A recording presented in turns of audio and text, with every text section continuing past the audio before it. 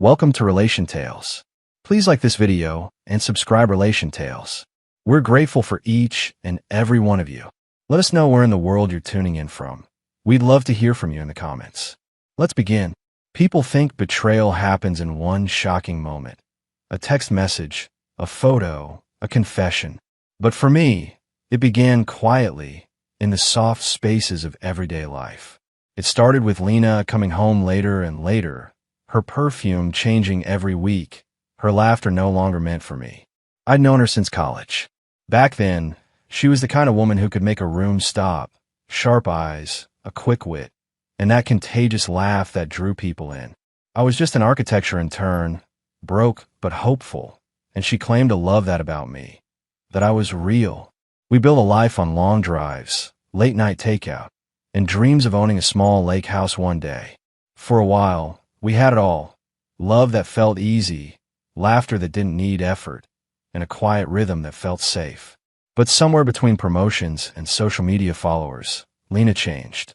She started wearing designer dresses to networking events, ones I was never invited to. Her phone, once left on the counter, was now locked tighter than a vault. When I'd reach for her hand at dinner, she'd flinch, just slightly, like my touch was a reminder of a version of her she'd outgrown. I kept telling myself it was stress, pressure from work, the new boss she couldn't stop mentioning.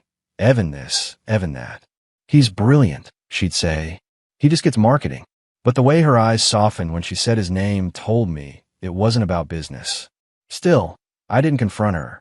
I kept my patience, even when I found a second toothbrush in her gym bag, or when she suddenly started going to yoga retreats on weekends.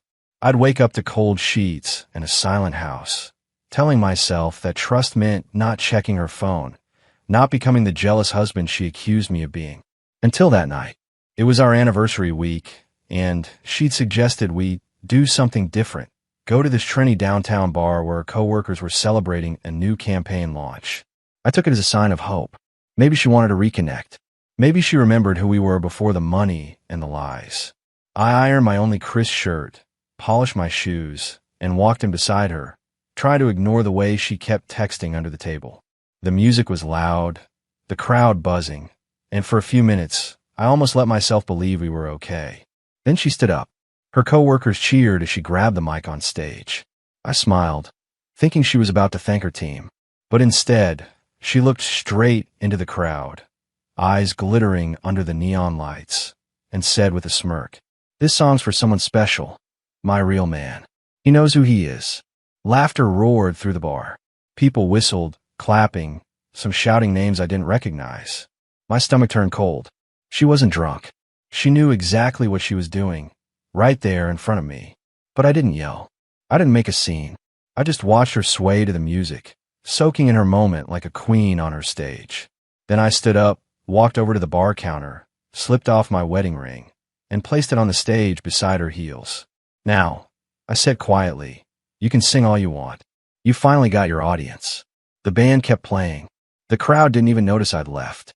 By the time she finished her song, I was already gone, and she had no idea her life was about to collapse piece by piece. I didn't drive home that night. I just drove, miles out of the city, headlights slicing through the dark Tennessee back roads.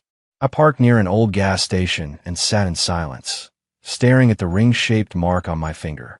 It felt strange, that small patch of skin suddenly free, like my body already knew I was done carrying her weight. But pain has a way of sharpening you. It burns off the softness you once mistook for love. By morning, I made my decision. No yelling, no begging, no revenge born from rage. I was going to end this the same way she started it, quietly, with precision. When I finally returned home, Lena wasn't there. The house reeked of her perfume and someone else's cologne. On the counter sat a half-empty wine glass beside a folded note. "You left early. We need to talk." I smiled. "Oh, we will." That weekend, I began gathering everything I'd ignored: credit card statements, location history, receipts. Years in construction had taught me one thing: structure never lies. I traced her patterns like blueprints. Friday yoga retreats that matched hotel bookings. Uber rides to the same downtown address. Purchases of expensive cologne that I'd never worn. The pieces fit together too easily. And at the center of it all was the same name, Evan. Her boss. I remember the first time she'd mentioned him. How her voice carried admiration, maybe even awe. "He's so driven, Ty," she'd said. "He believes in me." I'd brushed it off then, thinking she just needed validation. But now, it made me sick. Still, I didn't confront her. Instead, I did something colder. I took time off work and quietly transferred everything I owned, the house deed, my truck, my savings, into a separate account under my sister's name. I canceled our joint cards. Even the insurance she depended on went under review. She'd built her castle on my foundation, and I was about to pull out every brick. Sunday night, she finally came home, hair still damp from a hotel shower, smelling like someone else's soap. "Tyler," she said cautiously, dropping her purse. "We need to talk." I leaned back on the couch, pretending to be calm. "About your concert?" Her jaw tightened. "Don't be dramatic. It was a joke. You left before I could explain." "A joke," I repeated. "You called another man your real man in front of 50 people. She sighed like I was a child. "You're overreacting. You've been distant for months. You barely even try anymore." "Evan." She froze mid-sentence, realizing the name had slipped. I didn't flinch. I just looked her dead in the eyes and said softly, "Go on." "Evan what?"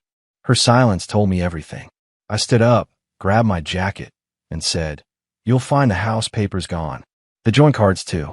Don't worry. You'll still have your music career." I nodded toward the living room speaker, where her karaoke video from the bar was already posted online. Her face drained of color. "You didn't." "Oh, I did," I said. "It's trending with the caption, 'When your wife serenades her boss at your anniversary party.' The internet moves fast. Enjoy your fame." She lunged for my phone, but I stepped back. "Tyler, please. Save it." I cut her off. "You've got your spotlight. Don't act shy now." She started crying, but the sound barely reached me. Somewhere deep down, a part of me still loved her, or maybe I loved the memory of who she was. But that version was long gone, buried under layers of vanity and betrayal. I walked out without slamming the door. That was the point.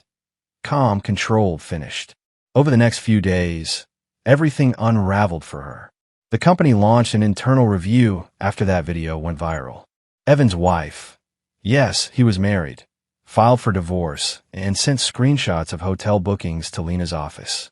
By Wednesday, she'd lost her job, her reputation, and the man she'd risked everything for. She tried calling. 56 missed calls, 31 voicemails. All the same words. "Please, I made a mistake. Tyler, talk to me." I didn't mean it, but I never answered. Instead, I focused on the one thing she'd always mocked, my simple dreams. I took the savings she didn't know I'd hidden and bought a small piece of land by the lake. The same one we used to talk about when we were young and broke. Only now, it was mine alone. I rebuilt my life brick by brick, day by day, in quiet peace. I stopped checking my phone. I started sleeping again. A week later, she showed up at the construction site, pale, disheveled, holding back tears. "Ty," she whispered. "He blocked me. Evan, he left. I have nothing."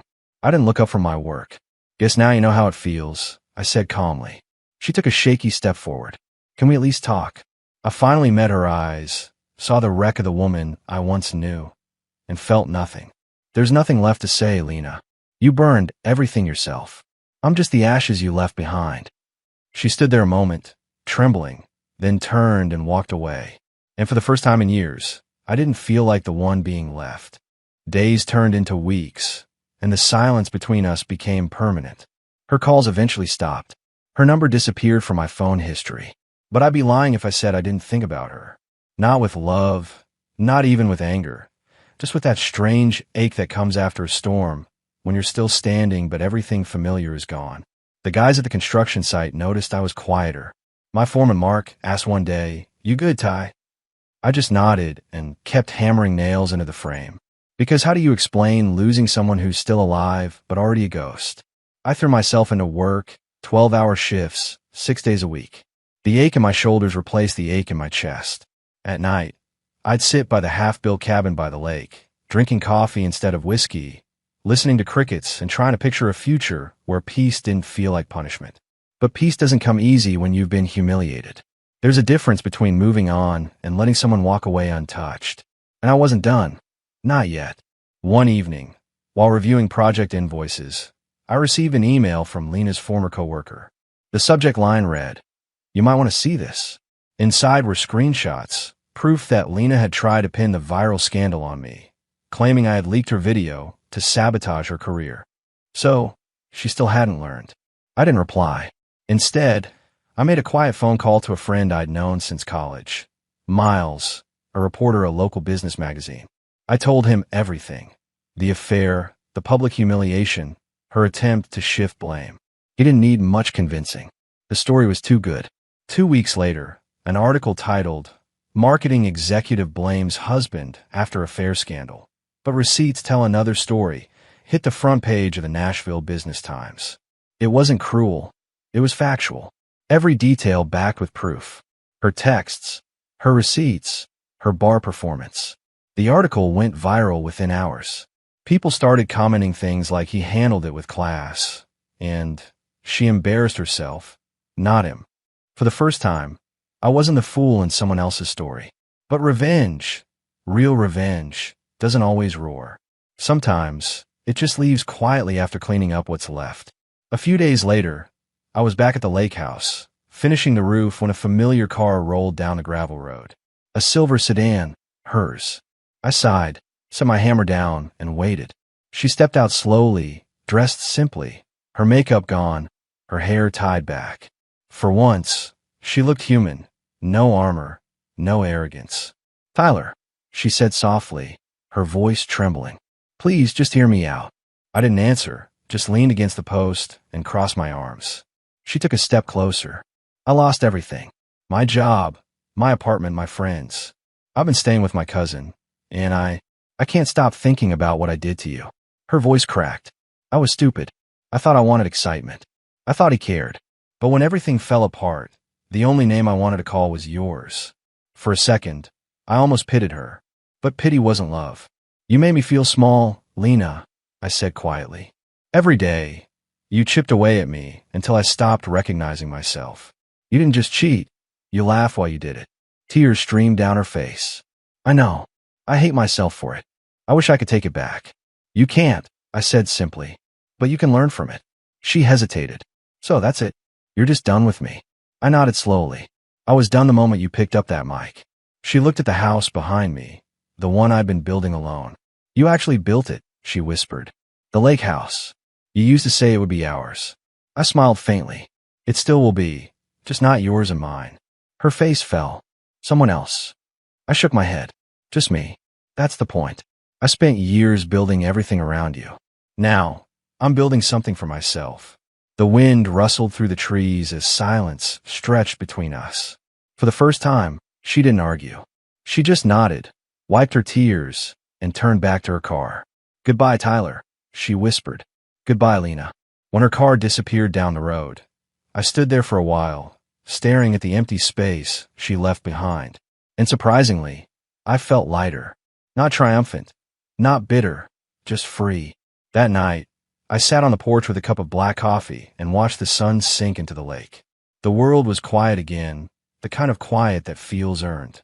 I pulled out my phone and scrolled through her old messages one last time before deleting them all. Then, as if fate wanted to give the story one final twist, I saw a headline trending on social media. Ex-marketing director hired by Rural Youth Center for volunteer program. She'd taken a job teaching design to teenagers, free of charge. No spotlight, no champagne, just rebuilding herself the same way I had.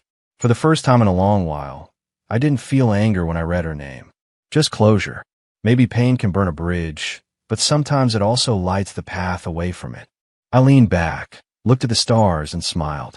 For once, I wasn't anyone's fool, anyone's husband, anyone's backup plan. I was just a man who walked away when it mattered most and didn't look back. It's strange how quiet life becomes after chaos. There's no shouting, no ringing phone, no broken glass of emotions flying around. Just stillness. The kind that lets you hear your own heartbeat and, for the first time, feel proud of it. Months had passed since the night I walked out of that bar. I'd finished the lake house. Every nail, every board, Every inch of it held a piece of the man I used to be, and the one I'd become since. It wasn't fancy. It didn't need to be. The porch faced the water. The mornings smelled like coffee and pine, and the evenings felt like forgiveness. Sometimes, while sanding the deck, I'd think about how easily love can turn into poison when pride gets involved. Lena wasn't born cruel. She just lost herself in the noise and wanted to feel admired, important, envied. I'd loved her through all of that, but love without respect is like building a house on sand. It looks strong until the first storm hits. One late afternoon, I got a call from Mark. "Hey man," he said, "we're doing a small gathering at the bar next weekend. You know, the same one. Come by. It's been months. Time to get out of your cave." I almost said no. That place still carried ghosts. But something inside me whispered it was time. Time to stop avoiding the world. So I went. When I walked in, the place looked different. The neon signs were still there, but the laughter didn't sting anymore. People nodded, clapped my shoulder, even strangers recognizing me from that viral story. It had turned into a cautionary tale, not a betrayal, but of quiet strength. Halfway through the evening, as the live band played, a familiar voice drifted through the noise. I turned, and there she was, Lena. She wasn't dressed in sparkles this time. No heels, no heavy makeup. Just jeans, a soft sweater, and a look of humility I'd never seen before. She froze when she saw me, but didn't turn away. Instead, she walked up slowly. "Hey," she said gently. "Didn't expect to see you here." "Same," I replied, setting my drink down. "I've been volunteering," she said after a pause. "Working with kids. It's different. They don't care about status or who drives what. They just care if you show up." I nodded. "Sound good for you?" She hesitated. "I'm sorry, Tyler. Truly. For everything. For the things I said. For how I made you feel small." Her voice trembled, and for the first time, I knew it wasn't a performance. She'd been broken too, just in a different way. "I know," I said simply. "And I forgive you."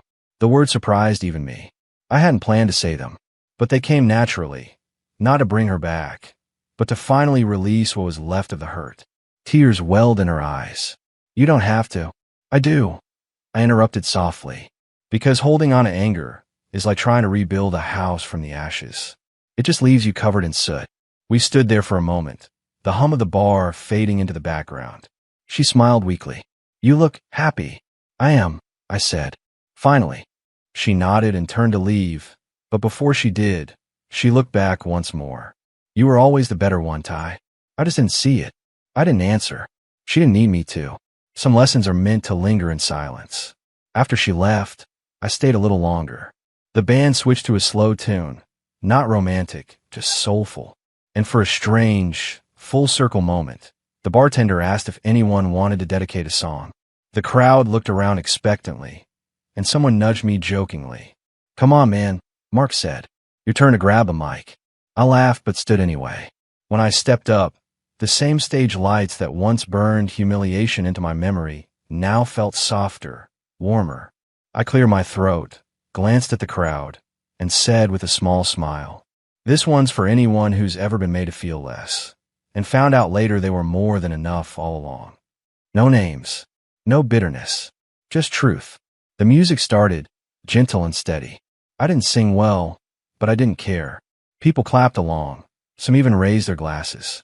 The air felt lighter, like that chapter of my life had finally shut, not with anger, but with peace. When the song ended, I stepped down, and the bartender smiled. "Didn't think we'd ever see you back here, man. Guess I just needed to face the ghosts," I said. That night, as I drove back to the lake, the road shimmered with the reflection of city lights fading behind me. I rolled the windows down, let the wind fill the cab, and felt something I hadn't felt in a long time. Freedom that didn't come from revenge, but from release. At home, I lit a single lamp by the window. The house smelled faintly of cedar and fresh paint. I poured myself a drink, just one, and stood on the porch, watching the still water catch the moonlight. For the first time since everything fell apart, I whispered a quiet thank you.